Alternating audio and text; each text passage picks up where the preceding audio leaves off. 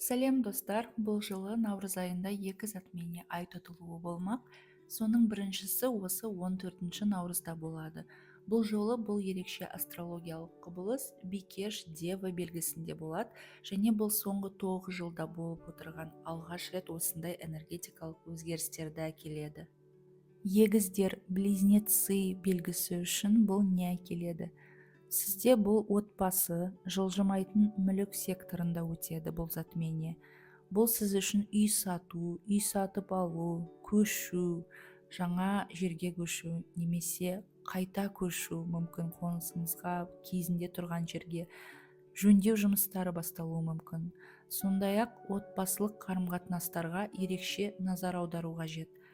Сіз үшін бұл қазір ата-анаңызбен, туыстарыңызбен қарым-қатынасты реттеу уақыты келді. Бұл затмение осыдан 19 жыл бұрын болған 2006 жылы немесе 2015-2016 жылдардағы наурызда болған затмениемен байланысты.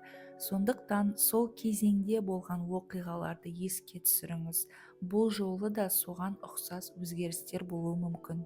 2006, 2015, 2016 жылдардағы болған нәрселер қазір қайталануы мүмкін.